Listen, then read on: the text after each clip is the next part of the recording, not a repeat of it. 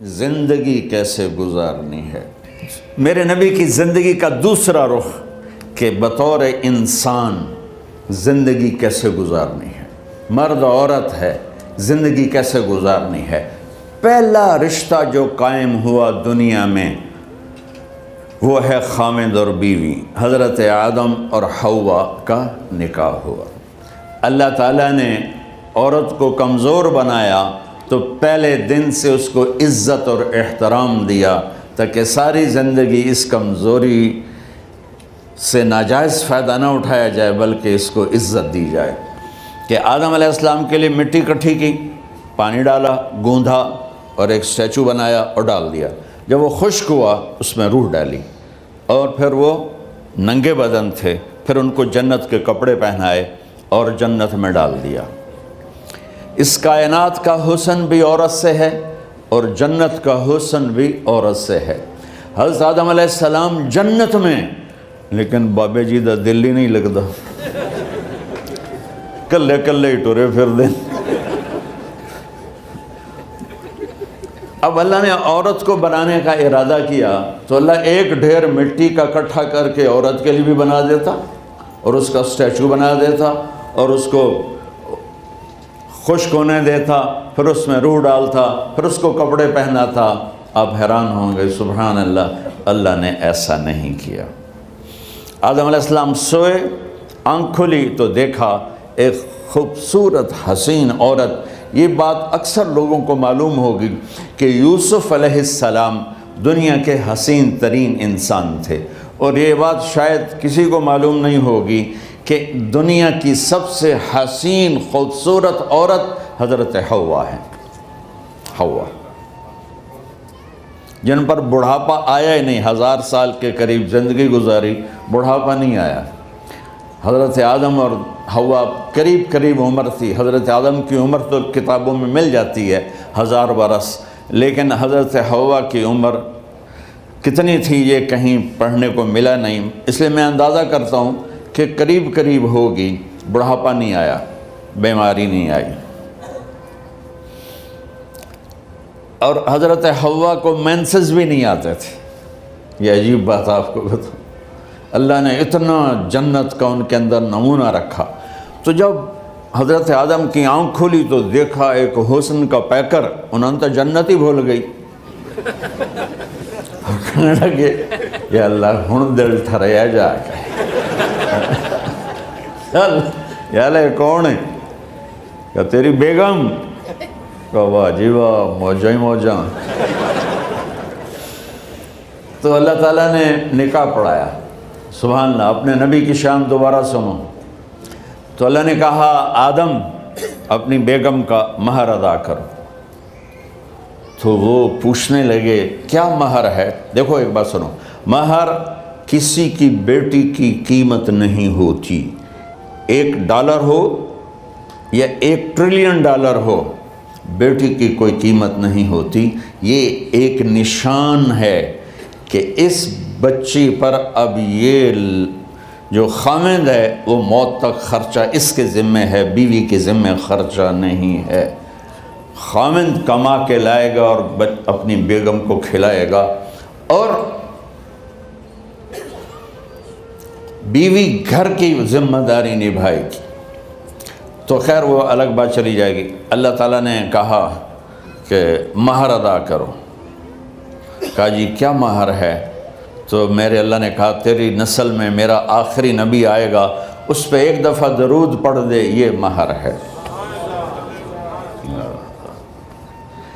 اچھا، شروع دن سے ہے کہ میں نے قبول کیا۔ قبول کیا کا مطلب ہے کہ میں اس لڑکی کو قبول کر رہا ہوں، اس کی کمیوں کے ساتھ بھی خوبیوں کے ساتھ بھی۔ اور جب لڑکی کہتی ہے سائن کرنا قبول کیا ہے، یا زبان سے کہے قبول کیا ہے، تو یہ اس بات کی گارنٹی ہے کہ میں نے اپنے اس لڑکے کو خامد ہونے کے طور پہ قبول کیا، اس کی کمیوں کے ساتھ بھی، اس کی خوبیوں کے ساتھ بھی۔ اور جو ہی شادی ہو کر ڈولی سسرال کے گھر جاتی ہے تو ٹیسٹ شروع ہو جاتا ہے، کی کر دیے، باندھی کے میں، اٹھیندی کے میں، بول دی کے میں۔ اور اس میں بہت زیادہ نیگیٹو کردار ہے سسرال کا، کئی لڑکیوں کا، کیونکہ ہم نے اپنے نبی کی زندگی نہیں قبول کیا۔ یہ واجب ہے کہنا قبول کیا، کہ جس میں پیغام ہے کہ اب میں اس کی میں کوئی کمی ہے وہ بھی قبول کروں گی، کوئی خوبی ہے تو سر ماتھے پر، اور لڑکا کہتا ہے کہ میں اسے قبول کرتا ہوں، اس کی خوبیوں کے ساتھ بھی کمیوں کے ساتھ بھی۔ یہ بات یاد رکھنا، پرفیکشن کبھی تلاش نہ کرنا، پرفیکشن کبھی تلاش نہ کرنا۔ اللہ نے 100 نمبر نہیں مانگے، 51، ایک نمبر اوپر ہو گیا۔ گناہ تمہارے 50 ہیں اور نیکی تمہاری 51 ہے، تو اس ایک پر ہم تمہیں جنت میں ڈال دیں۔ اب کوئی خامند اپنی بیوی میں پرفیکشن دیکھنا چاہے، بیوی اپنے خامند میں پرفیکشن دیکھنا چاہے، ساس سسر اپنی بہو میں، ساس سسر اپنے داماد میں، بھائی اپنے بھائی میں، ماں باپ اپنی اولاد میں، اولاد اپنے ماں باپ میں، جہاں یہ نظر ہوگی تو وہاں لڑائی ہوگی۔ کمیوں کے ساتھ قبول کرو۔ قبول کا لفظ اتنا واجب ہے، تو ڈر تو پھر بہ گئی تھی نا۔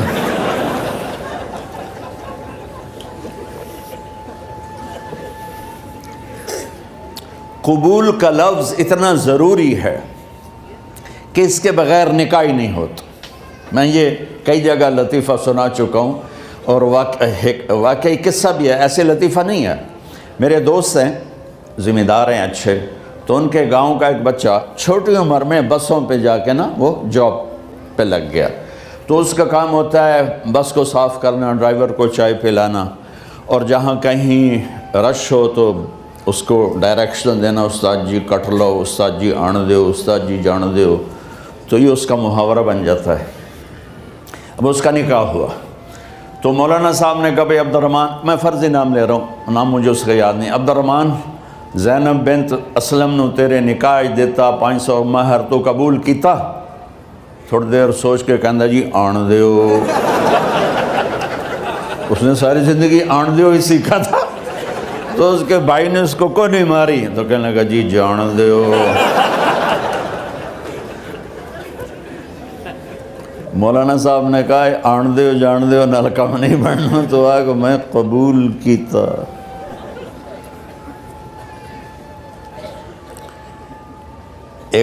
یہ بھی صحیح واقعہ سنا رہا ہوں۔ ایک نوجوان نے بیوی کو 3 طلاق دے دی کٹھی، اب ہو گیا پریشان، مولانا صاحب کے پاس گیا، کوئی میرے جیسا ہوگا، مولانا صاحب 3 طلاق دے بیٹھا، کوئی مسئلہ کا حرام؟ کہا جی کوئی رستہ حرام، کوئی گنجائش حرام۔ اس نے جیب سے موٹا سا لفافہ نکالا اور مولانا کے جا نماز کے نیچے ڈال دیا، کہ مولانا صاحب کوئی گنجائش؟ کہ ہن تو سوچنا ہی پوے۔ کی آکھیا ہی تو اپنی بیگم نو؟ اس آکھیا جی میں آکھیا ہی 3 طلاق۔ اس آکھیا مبارک ہوئے طلاق نہیں ہوئی۔ میں آکھیا جی او کی میں؟ آکھیا او جڑا یہ طلاق ہے عربی دا لفظ، اس سے چاکھنا پمدا ہے طلاق۔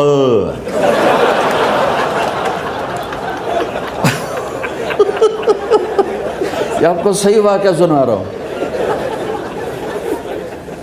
تو تم نے تو چھوٹے کاف کے ساتھ کہا ہے طلاق، او کاف تا کتے آلا ہے، موجاں کر، ایک لفافہ ہو راوے تو چاہے ساری زندگی دا حلال کر دے۔ لفظ قبول اتنا ضروری ہے۔ تو میرے نبی نے 11 شادیاں کی، اللہ کی قسم شوق کی نہیں تھی۔ ما تزوجت وما زوجت الا بوحی من السماء نزل به جبریل۔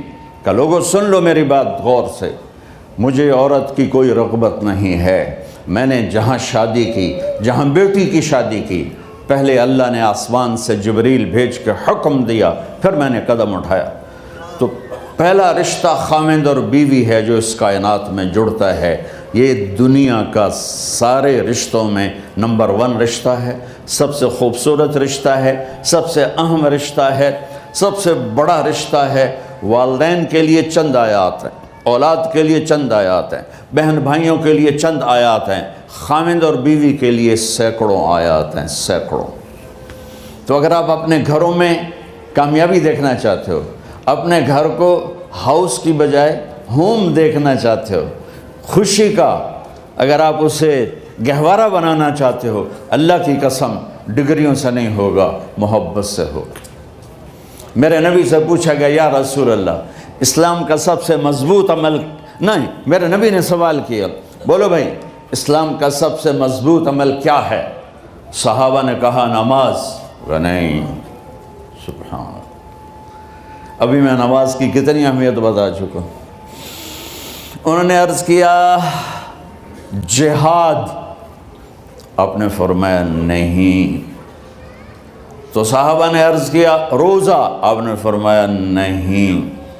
اللہ اکبر۔ کہ یا رسول اللہ حج، آپ نے فرمایا نہیں۔ تو سارے صحابہ حیران ہو گئے، یا رسول اللہ نماز، جہاد، روزہ، حج، تو پھر کیا ہے؟ اب سننا سارے بہن بھائی، مستورات، بچے بچیاں، آپ نے فرمایا اسلام کا سب سے مضبوط اور بڑا عمل ہے آپس میں اللہ کے لیے محبت کرنا۔ اگر آپ اپنے گھروں میں حسن دیکھنا چاہتے ہو تو ایک دوسرے سے محبت کرو، اظہار محبت کرو، اور محبت کے پیدا ہونے کے لیے بہت ساری چیزیں ہیں، لپیٹ کے 2 میں کر لیتا ہوں، 2 میں۔ بیوی کی خوبی دیکھو، کمی نہ دیکھو، خاوند کی خوبی دیکھو، کمی نہ دیکھو، پہلی بات۔ دوسری بات، اس زبان سے زہر نہ اگلو محبت کے پھول، اس زبان سے کڑوے جملے نہ ہوں، طنز نہ ہو، ٹونٹنگ نہ ہو، بےعزت نہ کرو، انسلٹ نہ کرو، تو آپ کے دل جڑ جائیں گے۔ یاد رکھو شکلوں سے زندگی آباد نہیں ہوتی، زندگی اخلاق سے آباد ہوتی۔ تو اپنے گھر سے ٹونٹنگ نکال دو۔ نہ کہا کا مطلب ہے بارش کا زمین میں جذب ہو کر یکجان ہو جانا، 2 زندگیوں کا محبت میں جذب ہو کر یکجان ہو جانے کو نکاح کہتے ہیں۔ نہ کہا آنکھوں میں نیند کا اتر کے سلا دینا، نہ کہا خامد اور بیوی کا ایسی محبت دینا کہ چین کی نیند آ جائے، نہ کہا اعتماد کرنا، بھروسہ کرنا، خامد بیوی پہ بھروسہ کرے، بیوی خامد پہ بھروسہ کرے۔ اے نوے لوک کے فون چیک ہو رہے ہوئے، کال کتنے کی تھی، کال کتنے کی تھی۔ عزت دو، اعتماد کرو۔ چوتھا مطلب درخت کا چھاؤں بنا دینا، نہ کہا میاں اور بیوی، خامد اور بیوی کا محبت کی ایسی چھاؤں بنانا کہ اس کے نیچے اولاد کا پودا خوبصورتی سے پیدا ہو سکے۔ نہ کہا، اصل لفظ لکھا کے مطلب بتا رہا ہوں، نہ کہا مریض کو، کدھر ڈاکٹر بیٹھے ہیں، میرے سامنے بیٹھے ہیں، مریض کو دوا ایسی دینا کہ وہ شفا یاب ہو جائے، آپس کے ایسے تعلق بنانا کہ زندگی کو شفا مل جائے۔ میرے بھائی بہنوں، میں آپ کو اپنے نبی کی زندگی بتا رہا ہوں۔ میرے نبی نے 11 شادیاں کی، اللہ ذوالجلال کی قسم، صرف ہمیں زندگی سکھانے کے لیے کہ گھر کی زندگی کیسے ہوتی ہے اور اولاد کو کیسے پالا جاتا ہے۔ اب لوگ کیا مجبوریاں ہیں کہ عورت بھی جاب کرتی ہے، مرد بھی جاب کرتا ہے۔ عورت کی سب سے بڑی جاب اپنی نسل کو پالنا ہوتا ہے۔ جب یہاں ٹائم نہیں ملتا بچے کو، نہ ماں سے ملتا ہے نہ باپ سے ملتا ہے، تو پھر وہ جنگل کا پودا بن جاتا ہے۔ یہ تو وینکوور ہے، فیصل آباد کی بات سناتا ہوں۔ میرے بچے جس اسکول میں پڑھتے تھے ان کے پرنسپل سے میری دوستی تھی، میں ملنے گیا ایک دن، تو کہنے لگے جی عجب واقعہ ہوا ہے کہ یہاں 2 بچے پڑھتے ہیں، ان کی ماں بھی ڈاکٹر ہے اور باپ بھی ڈاکٹر ہے، تو وہ دونوں آئے ہیں میرے پاس کہ ہمارے بچوں نے 3 دن ہو گئے ہیں گھر میں کھانا نہیں کھایا، تو ہم پریشان ہیں، ہمیں بتاتے نہیں، کائنڈلی آپ پوچھ کے بتائیں کہ وہ کھانا کیوں نہیں کھا رہے۔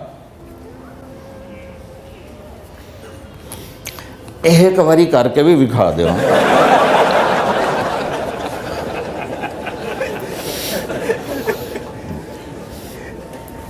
ہمارا دین اتنا خشک نہیں، ہمارے مولوی صاحبان نے زیادہ خشک بنا دیا. تو انہوں نے دونوں بچوں کو بلایا.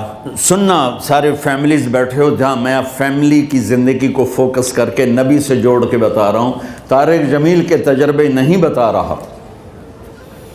دونوں بچوں کو بلایا. بیٹا آپ کھانا کیوں نہیں کھا رہے؟ کہا جی ہم اپنے ممی اور بابا کے سامنے نہیں بتائیں گے. تو انہوں نے دونوں کو باہر بٹھا دیا. پھر پوچھا اب بتاؤ کیا مسئلہ ہے؟ ان کا سر ہم صبح جب ناشتہ کرتے ہیں تو ہمارے ممی ڈیڈی سو رہے ہوتے ہیں، ہماری ان سے ملاقات نہیں ہوتی. جب ہم اسکول سے واپس آتے ہیں تو ممی ڈیڈی اپنے میڈیکل کالج میں ہوتے ہیں، ہاسپٹل میں ہوتے ہیں، تو ہمیں ان کو دیکھنے کا موقع نہیں ملتا. شام کو جب ہم کھانا کھاتے ہیں تو یہ دونوں اپنے پرائیویٹ کلینک میں ہوتے ہیں، تو ہم ان کو دیکھ نہیں پاتے. پورا ہفتہ گزر جاتا ہے، ہمیں ماں باپ کی شکل نظر نہیں آتی. تو ہم نے اسٹرائک کی ہے کہ ایسے ماں باپ کی روٹی کیا کھانی جو اپنی شکل بھی نہ دکھا سکیں. تو اس لیے ہم نے کہا ہم نے بائیکاٹ کیا ہے، گھر میں نہیں کھانا ہے. تو ایسی لائف مت بناؤ. یہاں ایک بہت بڑا چکر شیطان دیتا ہے، بڑی گاڑی لے لو، $100 کی قسط تو ہے، اور بڑا گھر لے لو، $200 یا $100 کی قسط تو ہے. پھر میاں بھی کام کرے، بیوی بھی کام کرے، جو کہ بڑا گھر باقی رہے، تو خوشیاں تو مٹ گئیں. جو ڈبل جاب کرے گا، پھر ڈبل جاب کرتے ہیں. ڈبل جاب کرنے والا بیچارہ تھکا ہوا ذہن لے کے آتا ہے، وہ کیسے ٹائم دے گا اپنے بچوں کو خوشی کے ساتھ؟ جو ماں جاب کر کے آئے گی، پھر کھانا پکائے گی، وہ جب اتنی تھک جائے گی تو اپنے بچوں کو کھلا ٹائم کیسے دے سکے گی؟ پوری کائنات کی ذمہ داری تھی میرے نبی کے سر پر، اور آپ اس کے باوجود روزانہ حسن حسین کے لیے وقت نکالتے تھے. اور انہوں کو آ کر کوئی لیکچر نہیں. دیکھو ماں باپ سے ایک بات کرتا ہوں، لیکچر تھوڑا دو، محبت زیادہ کرو. یہ نہ کرو، یہ کیوں کیا، یہ کرو، یہ کرو، یہ چھوڑ کر صرف سینے سے لگاؤ، صرف محبت دو. کمیوں سمیت بچوں کو قبول کرو، ان کی زندگی تبدیل ہو جائے گی. اتنے بڑے نبی، اتنی بڑی ذمہ داری، اور اتنا درد سینے میں کہ آپ کے سینے سے ایسے ابلنے کی آواز آتی تھی جیسے ہانڈی ابلتی ہے. اس کے باوجود آپ روزانہ کہتے این اللقا، میرے شرارتی بچے کدھر ہیں؟ تو وہ بھاگے بھاگے آتے. دیکھو میں فزیکل کر کے بتاؤں گا تاکہ آپ کو پتہ چلے زندگی کیسے گزاری. کہ میرے شرارتی بچے کدھر ہیں؟ 7 بر اعظم کی ذمہ داری ہے. وہ تھوڑی چھوٹیاں جابن تو تسی کہتے ہو بزی بڑے ہیں. میرے نبی پہ 7 بر اعظم کے انسانوں کی ذمہ داری ہے، اور آخری آنے والے انسان تک کی ذمہ داری ہے. اس سے بڑی جاب کس کی ہوگی کائنات میں؟ اور پھر آپ روزانہ آتے ہیں این اللقا، میرے شرارتی بچے کدھر ہیں؟ تو حسن حسین بھاگے بھاگے آتے. آپ ان کے لیے یوں ہو جاتے تھے، آؤ بھائی میری کمر پہ چڑھ جاؤ. اپنے نبی کی عظمت کو جانو کہ انہوں نے زندگی کیسے سکھائی.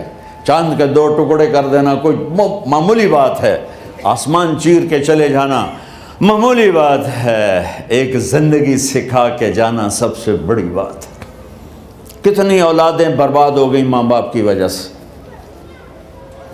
کتنے گھر اجڑ گئے ساس سسر کی وجہ سے، کتنے گھر اجڑ گئے لڑکی کے بدتمیز ہونے کی وجہ سے، کتنے گھر اجڑ گئے لڑکے کے شرابی اور باہر کی گندگی کی وجہ سے. زندگی سیکھو. یہ اتنے بڑے نبی ہو کر آپ یوں ہو رہے ہیں جیسے میں نے آپ کو کر کے دکھایا. دونوں کو اوپر بٹھا لیتے اور کمرے میں چکر لگاتے تھے، پھر یوں کر کے پوچھتے تمہارا اونٹ کیسا ہے؟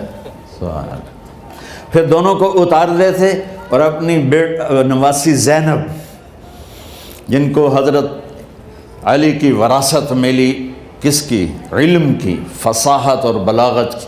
ان کو کمر پہ بٹھا لیتے اور اکیلی زینب کو پورے گھر میں چکر لگواتے تھے۔ اور بھی دکھ ہیں زمانے میں محبت کے سوا، راحتیں اور بھی ہیں وصل کی راحت کے سوا، کیا صرف کمانا ہی کام ہے؟ ادھار کی زندگی سے بچو، خوش و خرم رہو۔ اس کو قسط دینی ہے، یہ قسط دینی ہے، یہ قسط دینی ہے، یہ دینی ہے، سر میں درد نہیں ہوگا تو اور کیا ہوگا؟ تو آپ اتنے بڑے عظیم ہو کر وقت نکال رہے ہیں۔ اور حضرت ابو ہریرہ فرماتے ہیں میری آنکھوں نے دیکھنا سارے کہ آپ نے کبھی حسن کبھی حسین یہاں جیسے مائیں کرتی ہیں ادھر کھڑا کیا ہوا ہے اور جھولا جھولا رہے ہیں ایسے، اور ان کے دونوں ہاتھ پکڑ کر کہہ رہے ہیں آ جاؤ اوپر آ جاؤ، اوپر آ جاؤ، آگے پہاڑی ہے، اوپر آ جاؤ، آگے پہاڑی ہے۔ تو ایسے ایسے آتے اور اوپر آؤ، وہ یہاں آ جاتے، آگے آؤ، وہ یہاں آ جاتے، آگے آؤ، وہ یہاں آ جاتے، تو پھر آپ یوں ہو جاتے، آگے آؤ، تو چڑھتے چڑھتے یہاں آ جاتے، یہاں وہ یہاں آ جاتے، تو آپ ان کے ہاتھ فکس کر کے آگے بڑھ کر ان کے ہونٹوں کا بوسہ لیتے اور کہتے یا اللہ میں ان سے پیار کرتا ہوں، تو بھی ان سے پیار فرما۔ بھائیو اللہ کی قسم، پیسے سونے چاندی سے زندگی میں خوبصورتی نہیں آتی، نبی کی غلامی سے زندگی میں خوبصورتی آتی ہے۔ اتنے بڑے نبی ہیں اور حضرت عائشہ سے کہہ رہے ہیں دوڑ لگائیں۔ یہاں کسی مولانا سے پوچھو اپنی بیوی سے کبھی کہا اس نے کہ دوڑ لگائیں؟ الٹا سوٹا لے آتے کھلو جاوے گا۔ عائشہ دوڑ لگائیں، اور واپسی کہاں سے ہو رہی ہے؟ دوڑ کہاں لگ رہی؟ جہاد کے سفر سے واپسی ہو رہی۔ اور آپ نے اپنے صحابہ سے کہا سب آگے چلے جاؤ۔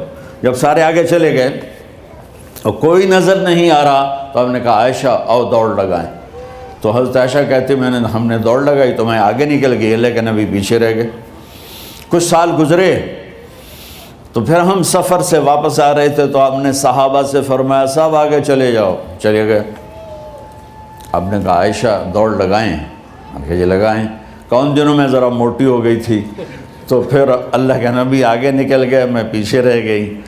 تو آپ نے کہا عائشہ ہذہ بتلک، آج تو اور میں برابر